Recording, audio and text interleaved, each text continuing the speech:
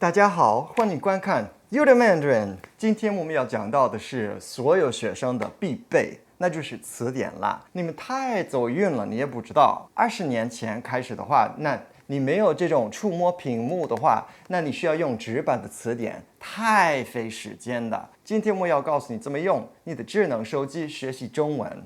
很多人就觉得有一个智能手机就能玩着就学中文，也不一定是这样。但是你没有这个的话，很费时间。那你的智能手机怎么帮助呢？今天我要告诉你。Alright, everybody, welcome back to You the Mandarin. Today, my goal is to tell you how you can use your smartphone as your dictionary. If you started studying Chinese 20 years ago, before touchscreens and smartphones were available, you would have had to use a paper dictionary. Now, while it's possible, it's incredibly frustrating and takes a lot more time. So I'm going to tell you how I use my dictionary, which dictionary I use, and what features to look for in a dictionary. If you don't want to use my dictionary, that's fine. It's free, and a lot of people use it, so I highly suggest it. But you can use whatever you want, and I'll tell you what key features you should be looking for and how they will help you out. So let's go check this out. Alright, so I'd like to tell you about my dictionary. My dictionary is this blue icon right here, Pleco, and you'll see that it's got the character of the fish in traditional characters. I don't know why they use that logo, but they do. So this is nice and easy. You look at the top right-hand corner, you can see there's an E. When you tap on it, it's a C. So that's English and Chinese.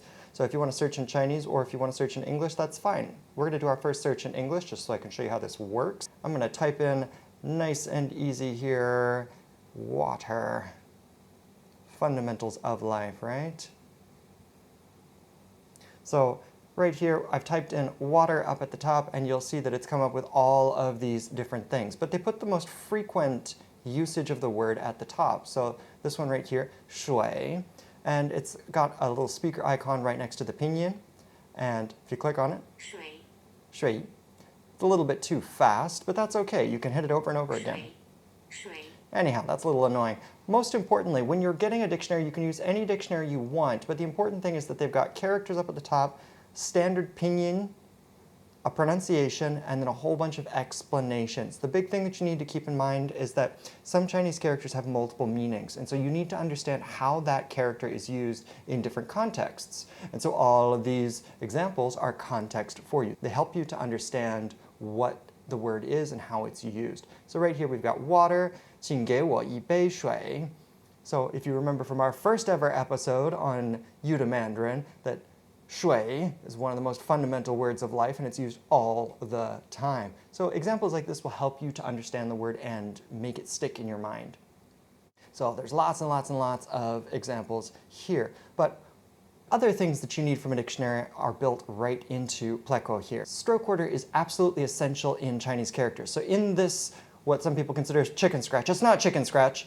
How do you write it out? So the strokes go from here in the middle, and then it comes to the left, and then we've got two more strokes over here. How do I know that? Because I've practiced this a lot of times. So right here at the bottom, you'll see there's a play sign. If we click on that, it'll write the character for you. This is very helpful. You don't need a separate app.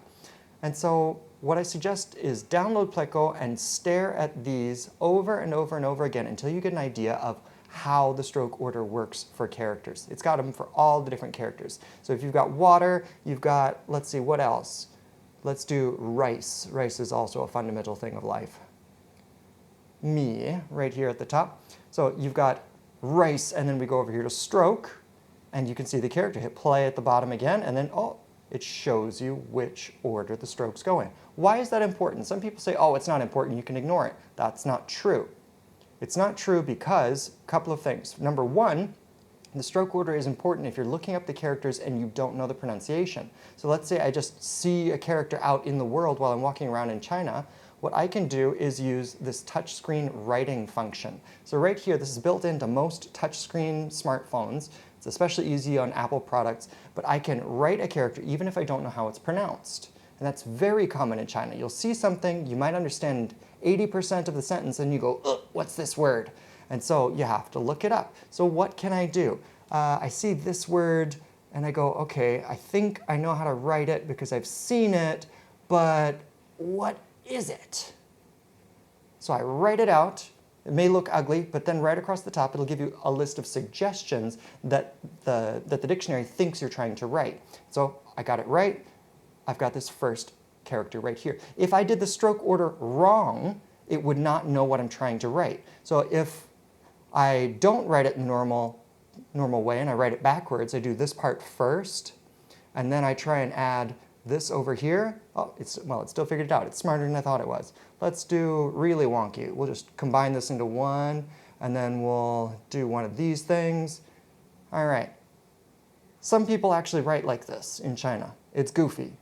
But if you look up here at the top, none of these options is actually like the first character that we got from our dictionary, which is fan. Mi, fan. These two words go together to mean rice. So, mi is the grain, fan is kind of like rice when you're thinking about it as food. So over here as stroke, we can hit play and watch them write it out. And if you watch this enough times, it really will get easy. There is a logic to how the stroke order works, and once you've watched it enough times, you don't need to memorize the rules, it'll just be intuitive for you. You'll know where you start, you'll know what parts go together, and how close you need to make the characters in order for it to look nice. Let's do one more.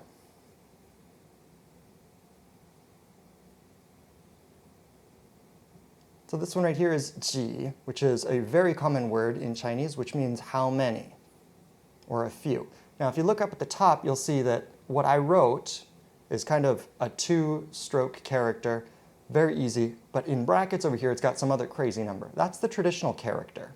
So it's very helpful. Once you start to get to the stage where you're looking at traditional characters, you can look at these right here and start to get a feel for what traditional characters look like. So here we are at the stroke, and it's just 1, 2. It's a compound stroke, nice and easy. Aren't you glad that simplified characters are out there in the world? Just look at it. Another essential reason that you need to learn stroke order is when you are writing, and if you're reading some of the strange cursive scripts that Chinese people use sometimes. So every language has their own fonts, right? So there's certain print fonts that are more like handwriting. And if you write something like shui that we just learned, it can look like this when you write like a student or a robot. Okay? So it can look like that. That's fine. However, if you're writing quickly, it can also look more like this, or like this. So I really suggest that you write characters over and over and over again until your hand gets bored of them, because then you'll start dragging your pen and you'll find that there's a certain natural, intuitive way that your hand wants to write it. And so you can see that down here and over here, my pen starts to drag. So with certain characters that are a little bit more round, I find that fan, for example, 吃饭的饭, the word that we just used for rice, this right here, you can see that this starts to blur together. And you might even think that this is another line, like, oh, do I need to write this as a circle right there? No. Once you have practiced stroke order and you can recognize that that's not an actual stroke, that's just an artistic styling that's based off of the calligraphy style, the drawing with a paintbrush basically, then your brain will start to decode some of these crazy fonts and you won't have to worry about them. If you don't know stroke order, this type of font can be very stressful for you. So I definitely suggest stroke order because it will make it much easier on you in the long run. And so that's how you use the dictionary. All right, so like I've said in previous episodes, please make sure that you are taking bites out of the vocabulary you need to be acquiring in order to understand Chinese. So get your notebook. If you don't remember how to use the notebook, check out the episode right over here. And today the words that I want you to check out are 词典, 词典. 词典 is dictionary. So 词 is word, 典 is kind of like a compilation of things. It's not used a whole lot, but because you need the word 词典, dictionary, a lot, just go ahead and learn that word. 词, you will use a lot. The more common pair that you'll hear it in is 单词, which is like a piece of vocabulary. 单 means single. So somebody who is single without a partner would be 单身, single body. So there you go. You've got 词典, 单身. So I hope this has been helpful for you. Make sure that you check out that stroke order and start getting comfortable with it. Just hit that play button and watch it write the characters over and over and over again. Personally, I find it kind of therapeutic. So anyhow, I'll just say 加油 and 再见. See you next time.